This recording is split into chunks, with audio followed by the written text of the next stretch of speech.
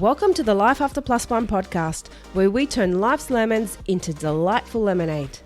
Get ready for inspiring stories, uplifting conversations, and all the tips and tricks to rock your single parent journey with style. I'm your host, Leanne, and it's time to embrace the adventure of Life After Plus One. So, let's dive in. Hello, welcome back to Life After Plus One. I'm your podcast host, Leanne, and today I want to talk about the topic of dealing with a controlling ex. An ex-partner that's purely in your life only for the co-parenting. You have no relationship, you have no need to communicate with each other than for the kids, but they still find some way to weasel their way back into your world and find some way to control you.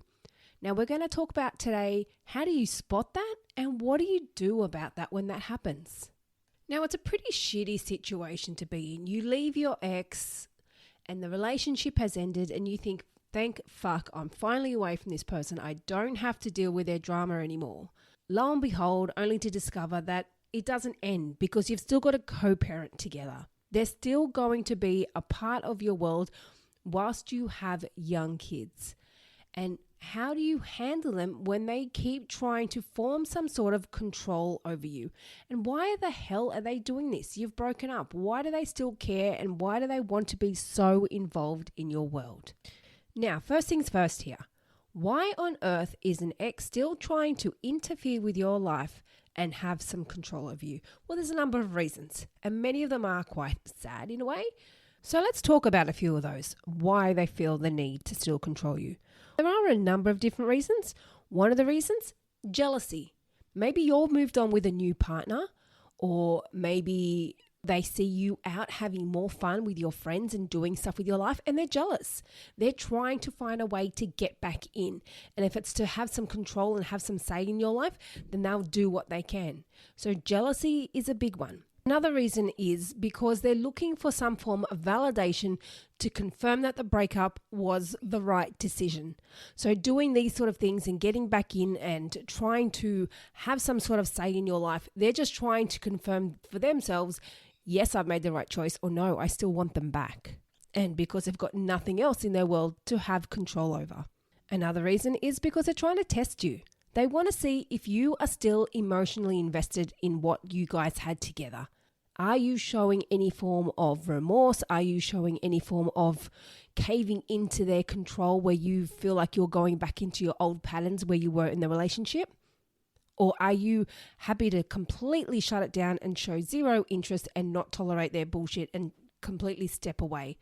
They're just trying to gauge whether or not you're still got some form of interest or you're completely clocked off. Another reason is revenge.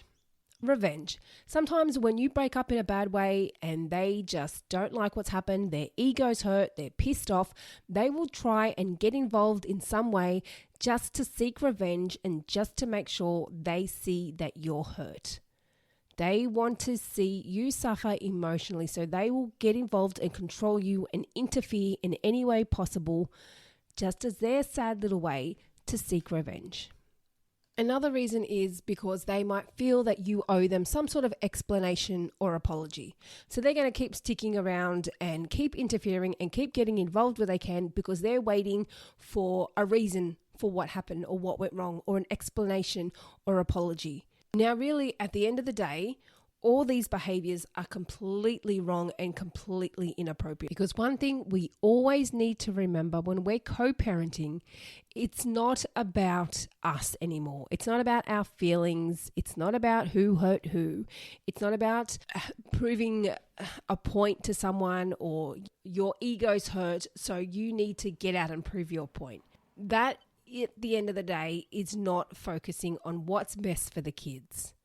And it's so easy when you're in that angry headspace to just want to seek revenge or just go, fuck them, they've pissed me off. I want to make sure that they get pissed off too.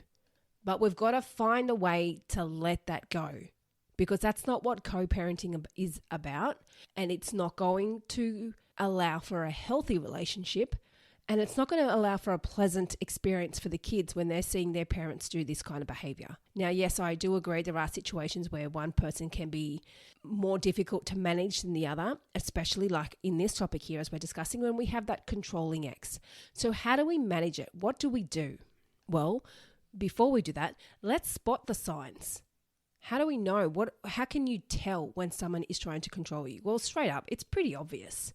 You can pretty much tell straight off the bat. They're stepping into your world. They're interfering with your personal life. They're messaging you inappropriately or asking you inappropriate questions about your personal life, whether it be what you're spending your money on, where you're going, who you're associating with, what you're doing, to even what you're spending your child support money on. They will go to all levels to form some sort of control over you, even to make you feel guilty for what you're doing. And that's quite a common and sad trend. It happens a lot. And it's a sad comment and a sad statement to make, to question what a parent is spending their money on. But people do it, and it happens way too often. And that is a control tactic. Are they interfering with your friendship groups? Do they message your friends privately without you knowing, or start adding your personal friends on their Facebook page as their friends? When you guys have broken up, you're no longer with your ex, but they all of a sudden start adding your friends on Facebook, or they start reaching out to your friends, undermining your decisions. When you guys have maybe had a decision or a plan made in regards to drop off or pick up or an arrangement for one of the kids or for all of the kids, and then all of a sudden they come in and try and change the plans to suit them. A lot of the times it's not because their plans have changed. It's a control tactic. They're trying to have some sort of hold over you. They're trying to rattle you. They're trying to create a reaction. And as I said from the beginning as to why they do it, it's for a number of reasons. It could be to make you jealous. It could be just to stir a reaction. It could be to see if you're still emotionally invested. At the end of the day, you don't need to find out the reason why. You just need to find out how to handle it, because it's not appropriate. Trying to control you and have some sort of say over what you do or any part of your life is not acceptable behavior, and you need to put a stop to it. And it's very manipulative, and it's something you need to be aware of. If you were in a relationship with someone that was extremely controlling and was extremely manipulative, it's quite easy to get sucked into that pattern. It's quite easy to fall into they said this and maybe I should do that, or maybe I'll just do that to keep the peace so we don't argue and we don't fight. But then really, you end up being the one screwed over. For example, they might say, I'm just going to pay this much in child support, when they know deep down that they probably should be paying a lot more. But they've chosen to do it private collect instead of through child support, knowing that they can pay less than what they should be. And then you just say, yeah, okay, that sounds good. And you just go along with it. They're controlling you. They're trying to determine what you should be getting or what should be paid to the child. And that's just one example of many. There are many endless situations where this can happen, where an ex can come in and try and control and manipulate you. So first things first, what you need to do is recognize the behaviors, recognize these patterns. Know that this is what's happening to you. Know that they're not just putting on a sweet face and just trying to do what they think is right. Because quite often when they're trying to control you, they're not doing what's right for the kid or what they think is right for you. They're doing what's right for them. Now, at the end of the day, we all need to put ourselves first. But when you're in a co-parenting relationship, it's about putting the kids first. And if they're choosing a payment amount or when to be there or when to be present or anything else, that's not putting the kids first, that's putting them first and trying to have control over how the co-parenting arrangement should work. Now, I totally believe that everyone should have an equal say. It should be completely fair, but it's not up to one parent or one co-parent to determine how the whole procedure should work. And that's what controlling behavior is. They manipulate you to believe that their way is the correct way. Whenever you make a say or whenever you make a decision, either one gets shut down or they completely disagree with it. They always find a way to make the decisions based on what suits them best. Now, I'm all for compromise. Co-parenting is totally about compromise, but it's not about control. It's not about control. And we've always got to come back to that whole mentality that ex-partner, your co-parent, is not in your life for your enjoyment or for your fun or for you to shit stir or control or whatever else. Your co-parent is in your life purely for the sake of your kids. I feel like that sentence of mine is constantly on repeat because it's true. If it wasn't for the fact that you guys had kids together, they would no longer be in your world. So that is now purely the only reason you guys need to maintain contact. So what do you do when you recognize these patterns?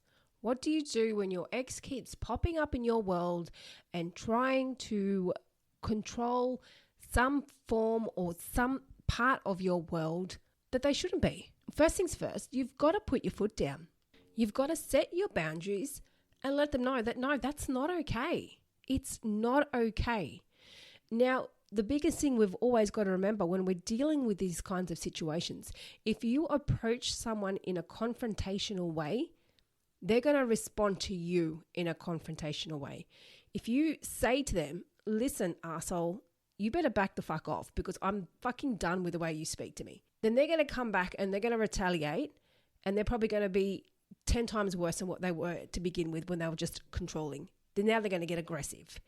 That's not how you handle or end a controlling situation. The way to handle it, it's hard to be the big person when clearly they're not.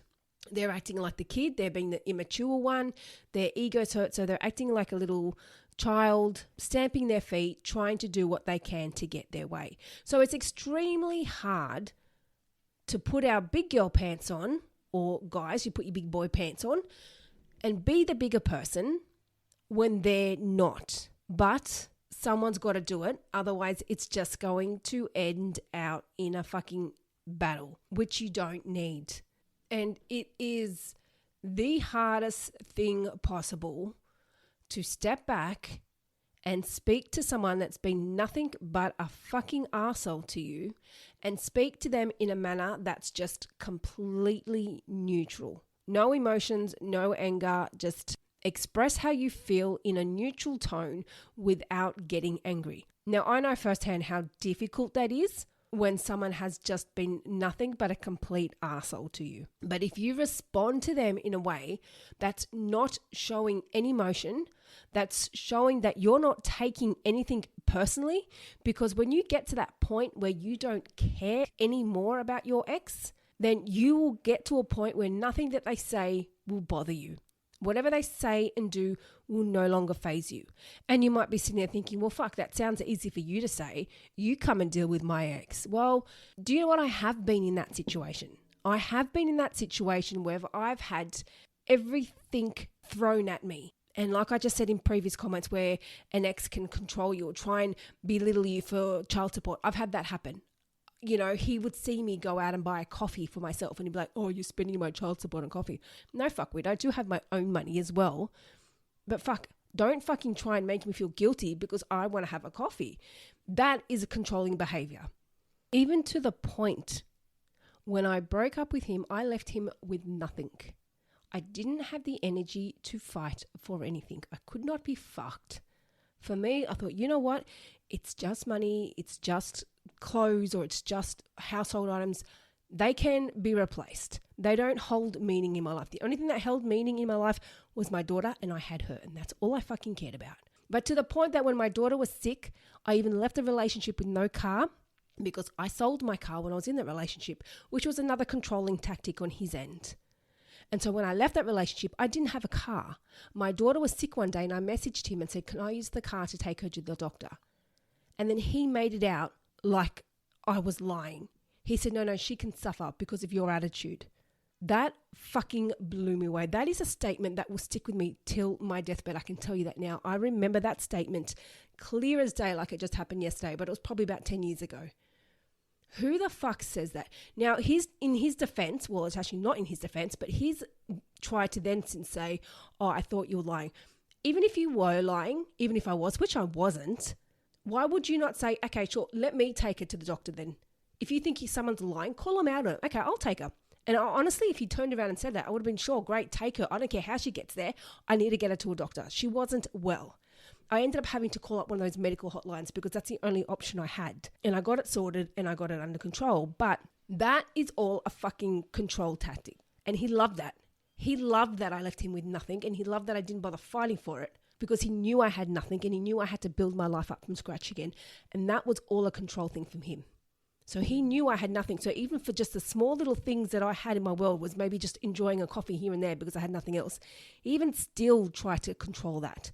He even still tried to come in and weasel his opinion and make me feel guilty for wanting to have a fucking coffee when I had nothing else in my fucking life. So I know very well what it's like to be controlled by someone. So you've got to get to a point where you can shut off all emotion.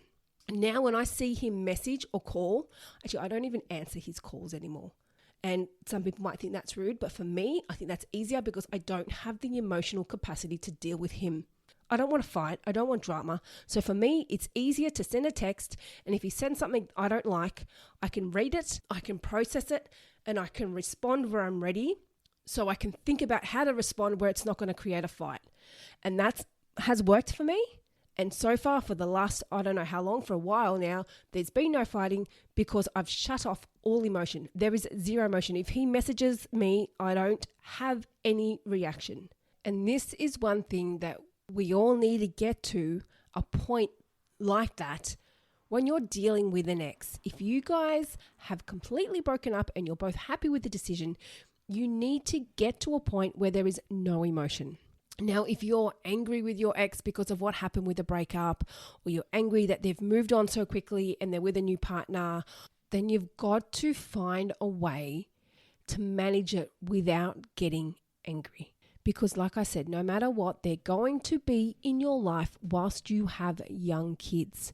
And the more you react and the more you hold on to that anger, the harder your co-parenting arrangement is going to be.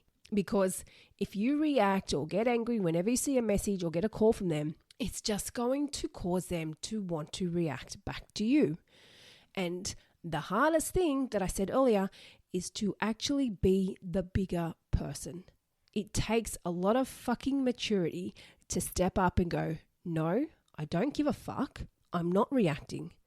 That's their fucking issues, not mine. And that's a very big move, and it's a very hard move. But I guarantee if you step up and you do that, that shows that you have control of the situation. So it shows that you have control without being controlling or without him or her controlling you, if that makes sense. So if you can step up and set your boundaries when they're coming in and messaging you about what you're doing with your money, or where you're going in your spare time, or what you're doing, who you're associating with, anything at all, when they're trying to control the whole handover process with the kids and the times and the schedules and payments and after school activities, you need to put your foot down and you need to have a say. You're an equal parent just as much as they are. And I don't agree with one parent trying to control a whole situation just to suit their schedule when the other parent has just as an important schedule as what they do. We all have important lives. We all want the best for our kids. So it's not about fucking dick swinging competitions, proving who's the best and who's the toughest and who can prove the point the best. So when an ex is trying to control you, don't let it faze you. And as hard as that is, and you might think, Leanne, that's just fucking impossible. There's no way. If he's going to fucking message me about what I do with my money again or who I'm going out with, I'm going to fucking flip it. And I get it. I get it. It's easy to do. But that's just it. The more you react, the more they're going to do it. If you don't have any reaction or if you show no interest at all to what they're saying or what they're doing, eventually they will get bored. They're not going to keep messaging you or keep trying to control you or keep trying to interfere in your life if you're not giving a reaction. If you're not responding or doing anything, then I can guarantee you now they're not going to keep doing it. Because like I said, for the reasons at the start as to why they're doing it, jealousy. If they're jealous and you're not giving anything, they're like, fuck, what have I got to be jealous over? She's boring or he's boring. Fuck that. Or they're trying to confirm that the breakup was the right decision. And if you're not showing any emotion, then clearly that shows that's the right decision for them and for you. They're making you feel guilty. But if you're not reacting, they can obviously see that what they're doing is not making you feel guilty. They're trying to seek revenge on you. But if you're not reacting, then clearly their revenge is not working. So like, oh fuck, boring, I'm moving on. So the more you learn not to react and the more you learn to handle it in a neutral way, I guarantee the quicker it will be to put an end to it. and the easier it will make your co-parenting arrangement. But you might still be thinking, but I can't. I don't know how to stop it. I don't know what to do. No matter what I do, no matter what I say, they still keep coming back. They still keep getting involved. They still keep questioning this. So they still keep asking me questions. They still keep changing plans. Are you being firm with them when this is happening? When this is happening, are you responding to them and getting the shits? Are you questioning them at this time and trying to get a reason for what they're doing? Asking them, why are you doing this? Because if you're doing that, then they know that it's rattling you. So if they are stepping into your world with things that are not questions that are really none of their business, or trying to change things around with your co-parenting arrangement just to suit their benefit, to try and have some sort of control over you, then you've got to find a way to approach this without attacking them, without starting a fight, without getting the shits. And like I just said earlier, it is extremely difficult to put your big pants on and be the bigger person and be firm without getting angry. But it works. It really does work. If you respond to your ex in a way that doesn't show any emotion, that doesn't put them in a situation where they're being questioned. If you start questioning your ex away, what are you doing? Why are you doing? And you're asking them something like questioning their motives, questioning anything that they're doing, questioning their actions, they're going to straight away get on the defense and then come back and retaliate at you. Oh, well, you did this. Oh, well, you did that. We know straight off that that's not the right way to handle something.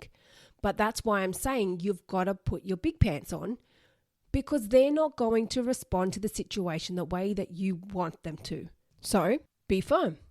If they come at you and go, are you spending my child support money buying yourself some clothes again? Oh, I see you got a new haircut. Is that done with my child support money? Do you know what you say to that? Absolutely nothing. You do not acknowledge it. You do not acknowledge it, because it's quite easy when they come and question you for spending money on your hair or spending money on this or spending money on that.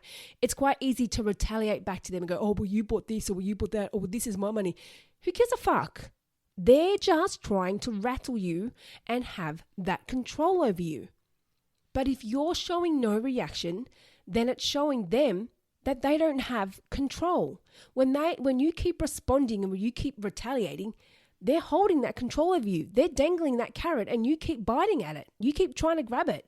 Ignore it. Best way to handle a situation when someone is trying to control you and asks you a question that's none of their business and relates to your private life, you completely ignore it. You don't need to respond. You don't owe them anything. You do not owe them an explanation of your income. You don't owe them an explanation of a breakdown of what you're doing with the child support. You are looking after the kids. You are spending money on their upbringing because fuck knows it's expensive these days to raise kids. You shouldn't have to explain that. There is no explanation necessary on anything at all. Now, again, this doesn't just apply to men directly to women. I'm just speaking from my personal experience. It does also apply to men being controlled by women. It does happen and I have seen it. So I'm very familiar with that. And it's not, like I said, it's not just one sex over the other. It happens to both people. But you still handle it the same way.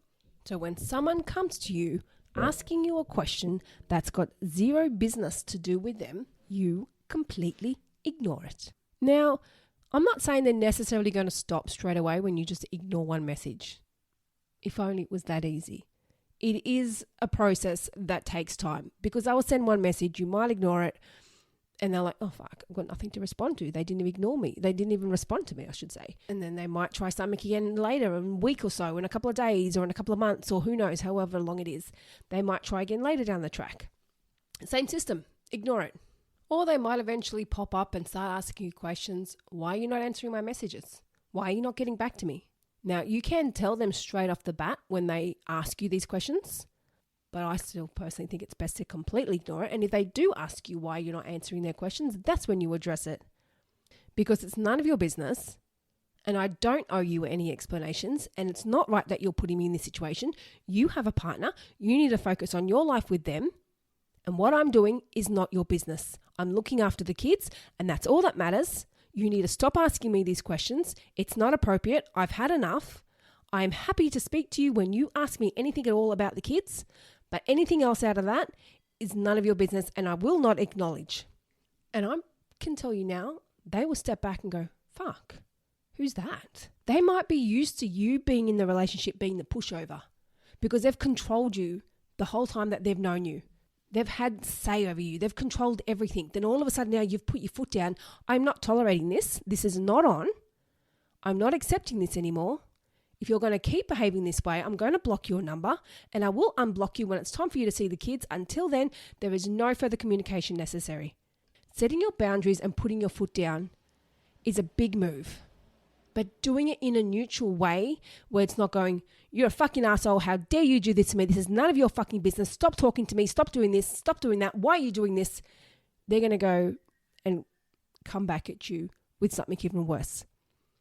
Be firm in your message to them, or even if you're seeing them in person, I'm not accepting this behavior, this is not on, it's not your business, and we do not need to discuss about anything about my personal life.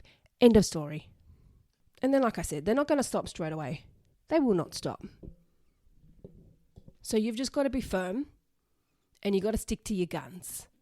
It's like anything you want in life. You're not just going to do it once and all of a sudden you've got the result you want. But if you keep doing that, or if you keep ignoring the messages, and if they might keep coming back and asking you why you're not responding to the messages, give them that exact same answer. I'm not tolerating this.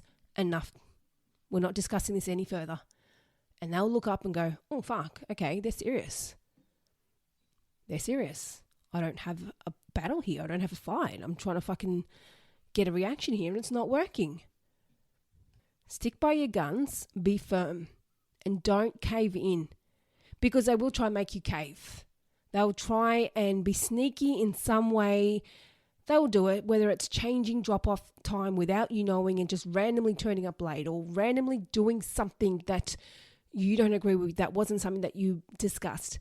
It's all some way to have control over you. You've got to learn not to react. For example, my ex used to go through a period where he would just drop my daughter off at random times on a Sunday when she'd come back at the end of the weekend. Wouldn't tell me.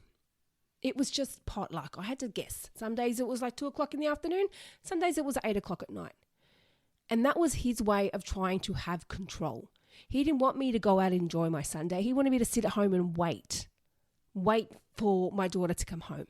I had to wait and figure out if I had to give her dinner, or had to wait and figure out if I needed to shower her, or, she needed to do any of that stuff before going to bed. It was all a guessing game.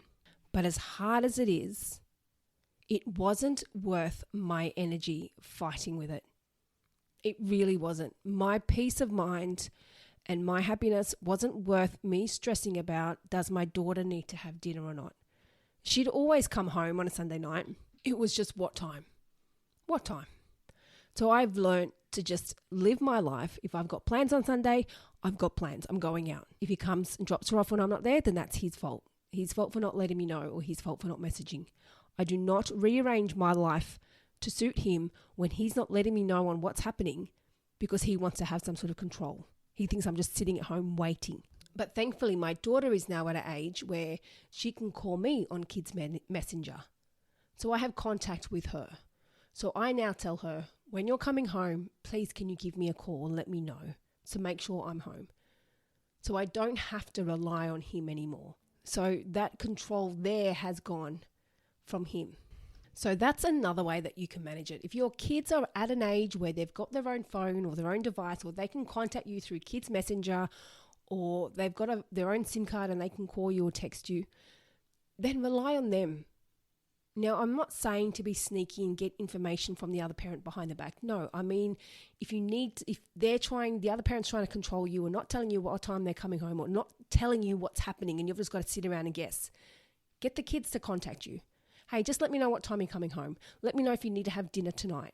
And by doing that, it gives you back some of the control. When your ex is controlling you, find ways where you can Start controlling the situation yourself, but like I said before, without being controlling, but you having control of your end of the situation instead of just sitting around twiddling your thumbs waiting to see what your ex is going to do. Don't sit back and rely on your ex or sit back and wait around for your ex when you've got no idea what's happening. Another option of managing a controlling ex. Now, this is a bit of a tricky one. This probably doesn't work in a lot of situations, but it might work in some. If your ex is being a complete arsehole to you, then maybe their current partner isn't. Maybe their current partner is a bit more level-headed and they're speaking to you on a normal level. So maybe you can communicate through them. Now, that's not always the best decision. Sometimes, it usually is best to talk from parent to parent. But if every conversation you'll have revolves around them interfering in your personal life or doing something that's just fucking you around, then if you've got a semi sort of decent relationship or a normal civil relationship with their partner, then maybe communicate with them. Message them instead of messaging your ex. Communicate with anything with pick up and drop off, or message them and say, hey, what time are you dropping off? What time are you picking up? Just so I know what's happening. And if that's a way for you to not have to sit around and wait because they're trying to control what you're doing, then do it. And like I said, I know that's not going to be possible in all situations. It would be a perfect world if we all got along with our ex and our ex's partners. So it's not always possible. But if you do have a decent relationship with your ex's current partner, then use that as an option. Use them to communicate with. And if your ex is not being effective in the way they communicate with you and they're being extremely toxic, then cut them out. Cut them out of the picture and deal with their partner. Or like I said, if your kids are old enough to have a device or a phone or some way to contact you, then contact them. Keep the contact through them. But I don't mean make plans with them behind the other parent's back when they're at the house. I mean, just do that in a way. If you don't know what's happening, they haven't updated you on what time they're coming home, or they haven't updated you if they're coming to, say, a Christmas event or something, then yes, contact the kids. Hey, are you coming? What time? Is dad coming? Is mum coming? What's happening? Yes, contact them for that. But don't contact them in a sneaky way to make plans with them behind the other parent's back. That's not cool. So as I said, dealing with a controlling ex comes down to you not being reactive. And it's hard. But we've got to not react. We've got to take out our emotions, take out any kind of hurt or pain or anything at all that you're still carrying from that breakup or what's happened between you two. Try and get yourself to a place where you've got zero emotion regarding them. When you see their name on their phone, it's like, ugh, whatever, it's him again, or it's her again. Don't be fazed by them. Be firm. When you're trying to set a boundary or when you're trying to put something in place that you don't agree with and you're wanting to put your foot down, be firm with it. Don't just say it once and then all of a sudden they come back in and ask, oh, that's a nice dress. Where'd you get that from? Oh, you got lots of money, have you? And then you all of a sudden react to that. It's not going to work. 1 minute you're reacting, 1 minute you're not. You got to stick with it, okay? If you want them to stop controlling and stop interfering with your life, then you've got to stop reacting to them. You've got to stop answering their questions. You've got to let them know that no, that's not on, it's not okay, and I'm not engaging in this conversation. So really, like I just said, just to wrap it all up, what it all comes down to is you being firm on your decision. Knowing that that's what they're doing, knowing that they're trying to control you, knowing that they're trying to manipulate you, they're wanting to work the situation around what works best for them, not prioritizing the needs of the kids. When you see that, address it. And when I say address it, don't say, oh, I see that you're doing this. That's not okay. No, you don't address it by pointing out what they're doing because then straight away they're going to deny it. When you see someone as being manipulative or narcissistic or gaslighting or whatever else, if you point that out to them and you address that to them, it's highly likely that they're not going to agree with you and they're going to fight back and go, oh, what the fuck? Oh, I'm manipulating you. I'm gaslighting you. Oh, what the fuck? You've done this. You've done this. You don't need to point out negative faults in them. You don't need to address anything at all about their character, even though they could be the biggest arsehole under the sun. You do not need to address their character. You do not need to talk about what they're doing wrong. You don't need to ask why it's happening. You don't need to know anything. Just like they're asking you questions and trying to get answers from you, you don't need to get answers from them. What you're doing is none of their business, and what they're doing is none of your business. So shut it down. Shut it down. Do not react. So that's what it comes down to, guys. Just do not react. Be firm. Set your boundaries. And it's not going to change overnight. It's a slow process. You've got to stick at it. You've got to stick at it. Do not react. Do not react. And do not show any anger towards your ex. Always keep it as neutral as possible. Like I said earlier, I know it's difficult. It's hard to bite your tongue. It's hard to let things slide when you see someone being an arsehole to you. But at the end of the day, it's not worth it. It's not worth the stress for you. It's not worth the stress on your kids. And the kids see when you're frustrated. The kids see when you're upset. The kids see when you're affected by things. Don't let it faze you. Just shut it out. And don't acknowledge it, and only acknowledge what's necessary, and be firm.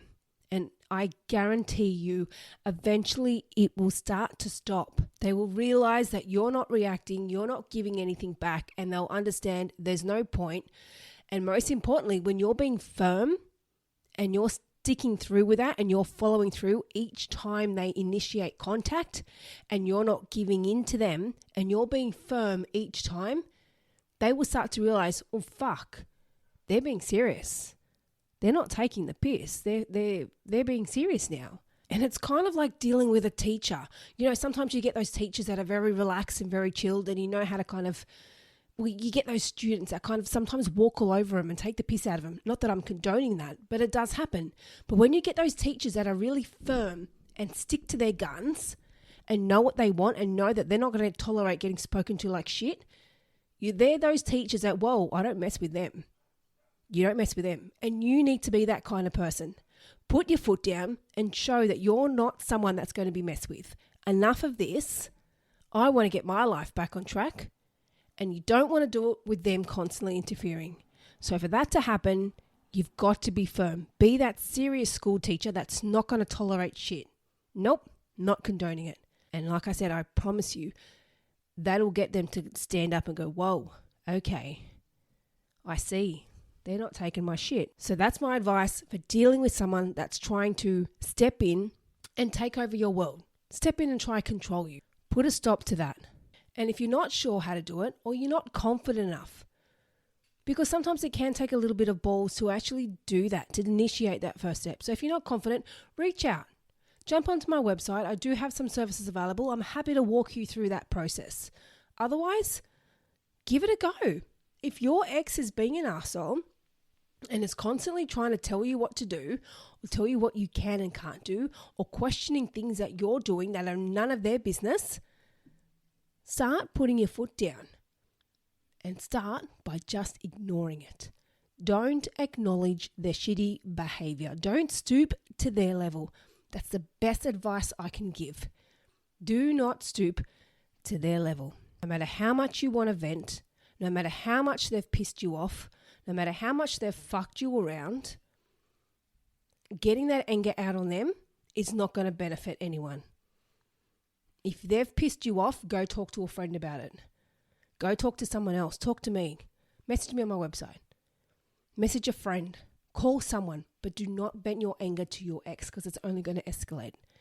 Put your foot down, be firm, and be that serious school teacher. All right? So I hope you got something out of this, guys. You know what, guys? If you have done it, if you've managed to be strong enough to put your foot down from something that you've picked up from listening to this podcast, then I want to know. Shoot me through a DM on my Instagram page, or shoot me through a message on my website. I want to hear it, and I want to congratulate you. Because I'm all for hearing positive stories and seeing people grow and seeing people doing something to better their life and stand up for themselves. It's time for you to regain control of your life.